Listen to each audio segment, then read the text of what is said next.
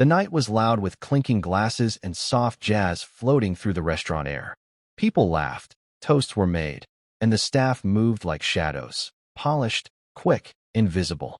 Among them was Sofia, a quiet waitress who'd only been working there for 2 weeks. Her uniform was too big, her hair neatly tied, and her eyes always downcast. She rarely spoke, except to say yes, sir, or thank you.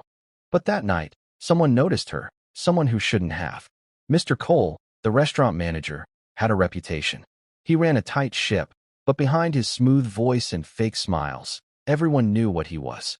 He liked power, the kind that came from making people feel small. And Sofia, with her silence and timidness, was an easy target. It started with harmless remarks, whispered in passing. "You've got soft hands for a waitress. Smile more, sweetheart," customers like that. She'd pretend not to hear. But that evening, when the last guests were finishing dessert, he cornered her near the bar. "Bathroom needs cleaning," he said coldly, tossing her a rag. "It's not my shift for that, sir." "I'm on tables tonight," she said softly. He smiled without warmth. "You work when I tell you to work." She nodded quickly and turned toward the corridor, clutching the rag.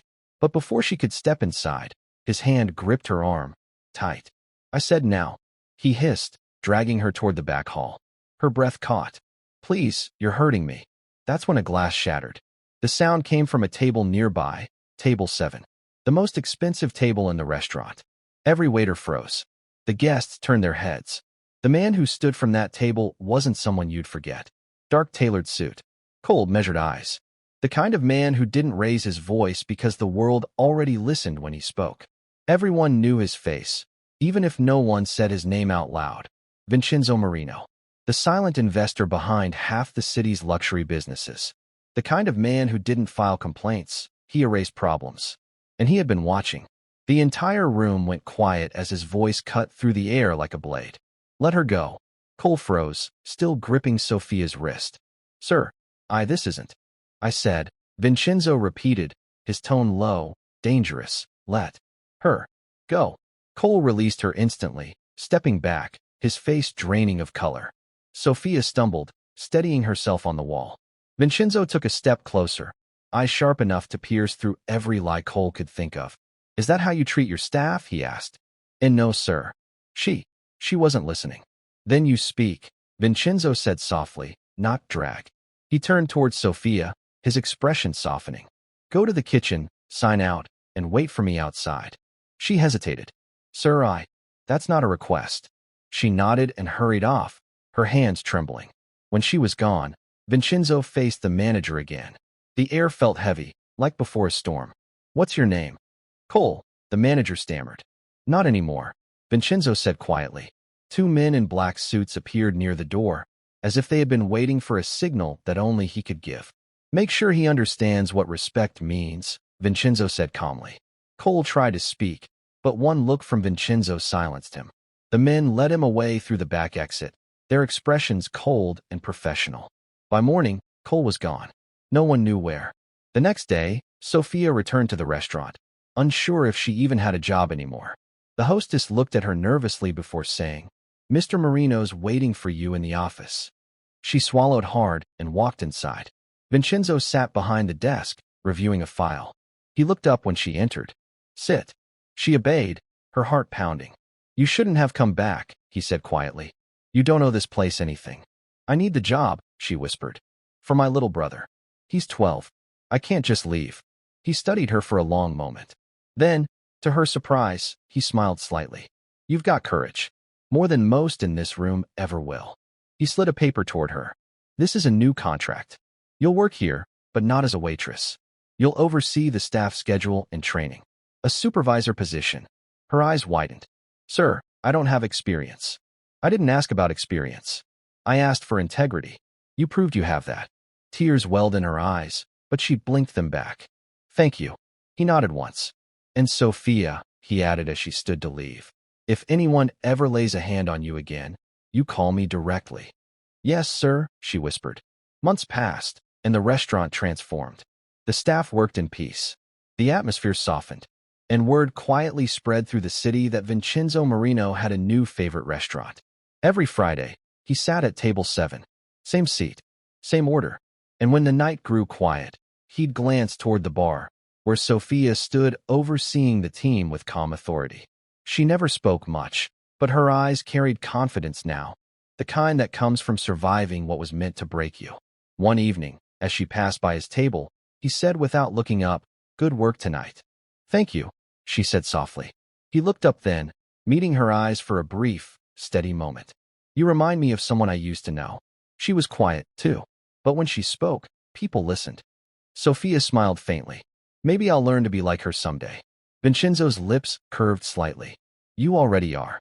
From that night on, the restaurant staff began calling her Signorina Forte, the strong one.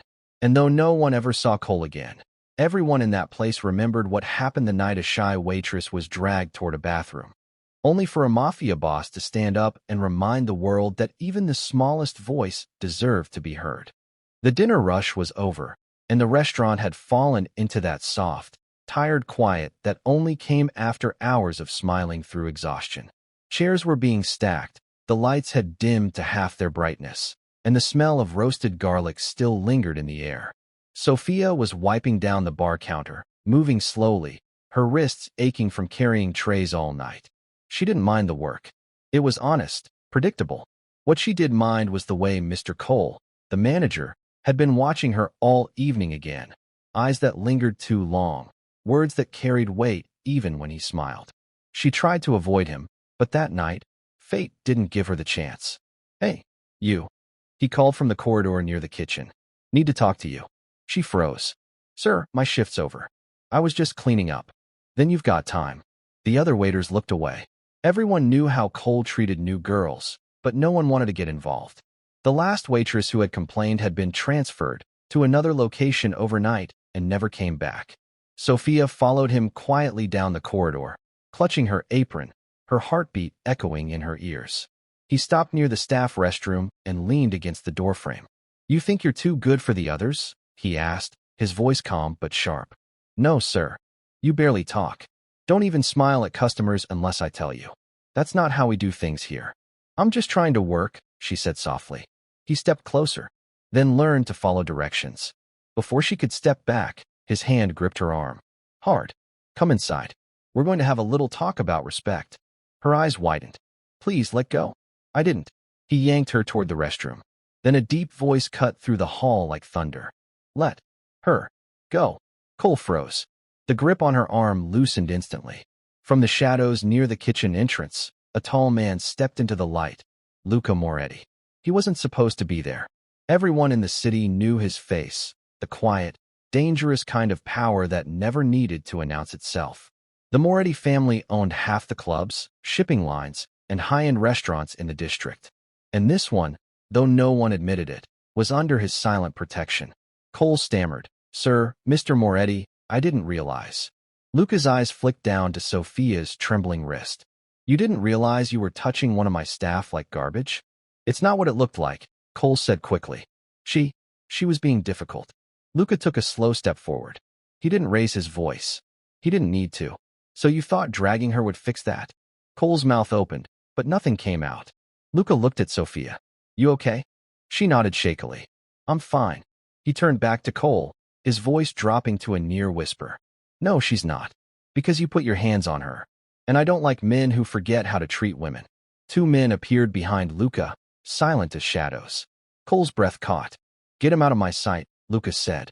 They grabbed Cole by the arms. "Sir, please," he sputtered. "I've got a family." "You should have thought of them before you made her afraid," Luca said coldly. "You're done here. Don't come back." Cole was dragged away down the back corridor, his pleas fading into silence. Sofia stood frozen, unsure what to do. Luca turned back to her, his tone softening. "You can go home now." She hesitated. "What about my job?" He looked at her for a long moment, then said, "Come back tomorrow. You're not the one leaving." The next morning, when Sofia returned, the restaurant buzzed with quiet whispers. Everyone knew something had happened, though no one dared ask what. The only thing different was that Cole's office door was wide open, empty, cleaned out. Luca sat in the corner booth that afternoon, reviewing a few papers. When Sofia walked by, he motioned for her to come closer. "You got a brother, don't you?" he asked. Her eyes widened. "How do you know that?" He smirked slightly. You mentioned him once. Said you were saving up for his school books. She nodded slowly. He slid an envelope across the table. That's for you. For him. She blinked. I can't take. You can, he said firmly. It's not charity. You kept working when most people would have quit. You didn't cry. You didn't run. I respect that. She hesitated, then whispered, Thank you. Don't thank me, he said, leaning back. Just keep showing up. You've got fire in you, even if you don't see it yet. From that day on, everything changed. Sofia was promoted to assistant manager within a month. The staff treated her differently, not out of fear, but respect. And every Friday night, Lucas sat at his usual table in the corner, always calm, always watching. No one dared mistreat the staff anymore. But between them, between the Mafia boss with the unreadable eyes and the quiet waitress who had once been dragged down a hallway, something unspoken grew. It wasn't romance, not yet. It was understanding. A strange bond born from a single moment of courage and protection. One night, as she brought his espresso, he said quietly, You don't look afraid anymore. She smiled softly. That's because I learned something. Oh, that fear only works until someone stands up. He looked at her for a moment, then said with a faint grin, Then maybe next time, I'll let you do the standing. Maybe you should, she said, surprising even herself. He laughed quietly, and for the first time, the restaurant didn't feel like a place of shadows. It felt alive, because sometimes the strongest stories aren't about revenge, they're about dignity. About a frightened waitress who found her voice, and the man who reminded the world that real power isn't in control. It's in protection. A month passed since that night, and the restaurant had never felt the same again. Gone were the tense whispers, the nervous glances, the sharp edge that came whenever Mr. Cole walked through the doors. Now there was laughter in the kitchen again, music humming from the speakers, and for the first time, Sofia walked through the dining room with her head high. Every night, she made her rounds, checking tables, greeting customers, guiding the new staff with calm authority.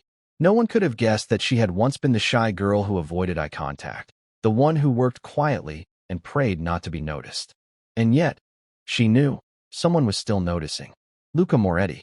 He came in almost every evening now, always sitting in the same corner booth near the back, his back to the wall, eyes on everything. The waiters moved differently when he was there, not out of fear, but out of respect. He never raised his voice, never made a scene. He was the kind of man who didn't need to. That night, though, something was different. Sofia had just finished clearing a table when one of the new waiters rushed over, panic flashing in his eyes. Miss Sofia, a customer's complaining, something about a wrong bill. She sighed softly and followed him. A tall man in an expensive suit was standing near the counter, waving a crumpled receipt. This is ridiculous, the man snapped. You're trying to charge me for 2 bottles of wine I didn't order. Sofia checked the slip calmly. Sir, it says here they were ordered from your table. The man slammed the receipt on the counter. Are you calling me a liar? A few people nearby turned to look. The tension spread fast, thick and heavy. No, sir, Sofia said evenly. I'm just trying to fix the mistake.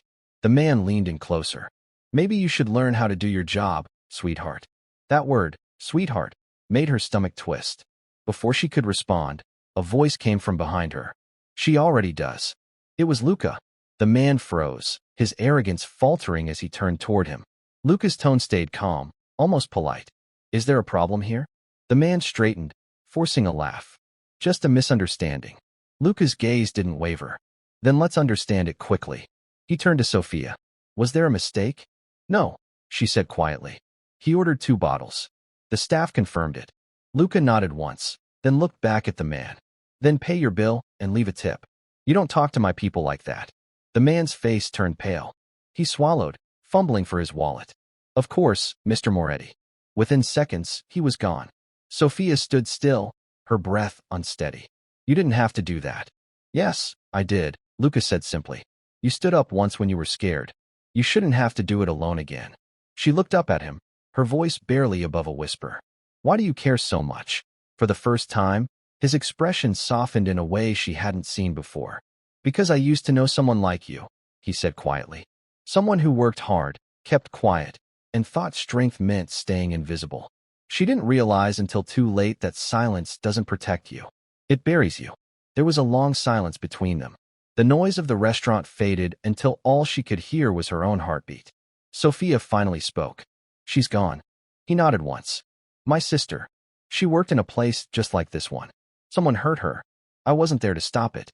Her throat tightened. I'm sorry. He looked at her with a faint, sad smile. Don't be. Just don't become her. That night, after the last guest left, Sofia found herself standing outside the restaurant under the dim glow of the streetlights. The air was cool, the city quiet. She thought she was alone until she heard footsteps behind her. Mr. Moretti? Lucas stood a few feet away, hands in his coat pockets. You shouldn't walk home alone this late. I usually do, she said softly. Not anymore. He walked beside her down the quiet street. For a while, neither spoke.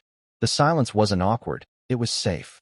Halfway down the block, she asked, Did you really mean what you said? That I'm one of your people? He smiled slightly. You are. Everyone in that restaurant is under my protection now. Especially you. She looked at him then, really looked, past the suit, past the name whispered in fear around the city. He didn't look like the man the rumors described. He looked like someone carrying too many ghosts. When they reached her apartment, she turned to him. Thank you. For everything. He shook his head. Don't thank me yet. I expect you to keep proving me right. About what? She asked, confused. That you're stronger than you think. She smiled, a real one this time. Good night, Mr. Moretti. Good night, Sofia. As he walked away, the streetlights flickered over him, his shadow stretching long against the pavement. She watched until he disappeared around the corner, her heart strangely steady. In that moment, she understood something he hadn't said aloud. People like him didn't just appear out of nowhere to help. He had been watching, waiting, protecting quietly in the background. And maybe, just maybe, fate had a reason for crossing their paths that night in the hallway. Because sometimes protection turns into purpose. Sometimes fear becomes strength. And sometimes the people who stand in the dark are the very ones who bring the light back. That night the city felt quieter than usual, the kind of quiet that only comes before a storm. The restaurant was empty now, chairs stacked, lights dimmed to a soft amber glow. Outside, rain began to fall in thin, shimmering lines across the windows. Sofia stood at the bar counting the last of the tips, trying to pretend her hands weren't trembling. She could still hear Luca's voice in her head from earlier that evening. Calm, firm, the kind of voice that made even chaos stop to listen. You stood up once when you were scared. You shouldn't have to do it alone again. But the truth was, part of her still felt like she was standing alone. Because every time she closed her eyes, she saw that corridor again. Cole's hand gripping her wrist, the fear she couldn't speak. Sofia. She turned quickly. Luca was leaning against the doorway, his coat collar turned up against the rain, a shadow falling across his face. You shouldn't still be here, he said. I'm just finishing the count, she murmured. The deliveries were late. He walked closer, his shoes silent against the marble. You don't have to explain to me. You've already proven yourself. I'm just doing my job, she said, smiling faintly. He studied her for a moment, his expression unreadable. That's what my sister used to say too. Till she forgot that surviving isn't the same as living. Sofia paused. You said she worked in a restaurant? He nodded. Before I had the name I have now. Before people listened when I spoke. Back then, no one stood up for her. There was a weight in his tone that made her chest ache. You blame yourself, she said quietly. I blame the world that let it happen, he said, his jaw tightening. So now I make sure it doesn't happen again. Not on my watch. The air between them felt heavy, charged, not with fear, but something else neither dared name. Just then, the back door slammed open. One of Luca's men, Marco, stepped in, soaked from the rain. Boss, he said quickly, we've got a problem. Luca's demeanor shifted instantly. Calm, controlled, but colder. What kind of problem? Cole, Marco said. He's back. And he's not alone. Sofia froze. What do you mean he's back? You said. I told him not to come back, Luca said darkly. Apparently, he didn't listen. Marco glanced toward the alley. He's out there with two others. Looks drunk. Keeps shouting about being wronged. About how this place took his life. Luca turned to Sofia. Go to the office. Lock the door. No, she said firmly. I'm not hiding again. His eyes flicked toward her, surprised. You don't understand. I do, she interrupted. I've been running from men like him all my life. I won't do it anymore. For a long moment, he just looked at her. Then, slowly he nodded. Stay behind me. The three of them stepped into the alley. Rain poured down in sheets, turning the pavement slick. Cole stood under the dim yellow streetlight, soaked, eyes wild. Two men flanked him, rough and restless. You think you can ruin me? Cole shouted. You think you can just erase me? Luca's voice was quiet but sharp. You erased yourself. Cole laughed bitterly. You don't scare me, Marino. You think because you've got money, you can play God? I don't play God, Luca said calmly. I just make sure the devils get what they deserve. Cole sneered. And her? He pointed at Sofia. Your new pet? Is she worth it? Luca didn't move. She's worth more than you'll ever understand. Cole took a step forward, his voice trembling with rage. You ruined me for a waitress. You don't even know what she really is. Sofia's heart pounded. Stop, Cole. Just go home. He laughed, cruel and broken. Home? You took that from me. Then his hand went to his pocket. In one motion, Luca stepped in front of her. There was a click, a flash of metal under the ring. Before anyone could react, Marco moved, disarming Cole in a blur, the weapon clattering across the wet ground. Cole collapsed to his knees, sobbing. He took everything. I just wanted my life back. Luca stared down at him for a long moment, then said quietly, You don't take back what you lost by hurting others. You just lose the rest of yourself. He turned to Marco. Call the police. He's done. Sofia blinked. The police? I thought. I'm not my father, Luca said softly. We don't bury our enemies. We let them live with their mistakes. Cole was taken away, his voice fading into the rain. When the alley fell silent again, Sofia turned to Luca. You didn't have to protect me. Not like that. He looked at her, rain sliding down his face. I wasn't protecting you. I was keeping a promise, to her.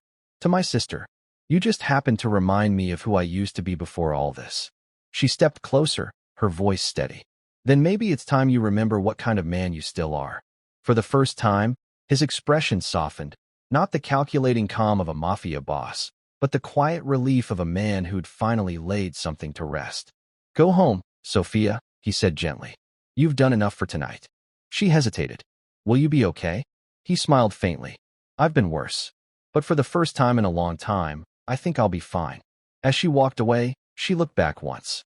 Luca was still standing in the rain, his coat heavy, his eyes lifted toward the sky. For a man surrounded by power, he had never looked more human. The next day, the restaurant reopened as usual. But something had changed. Cole's name was gone from the records, his shadow erased. The staff moved lighter, freer. And on the wall near the entrance, someone had added a new plaque. To those who stand up, even when their voice shakes. Sofia smiled when she saw it. Because sometimes, the smallest act of courage can set off a chain of redemption. Sometimes, a man feared by everyone becomes the one who saves the quietest heart in the room. And sometimes, a night that starts in fear ends with the sound of rain washing the world clean. If this story made you smile, share it with someone who needs a reminder that accidents can turn into beautiful beginnings.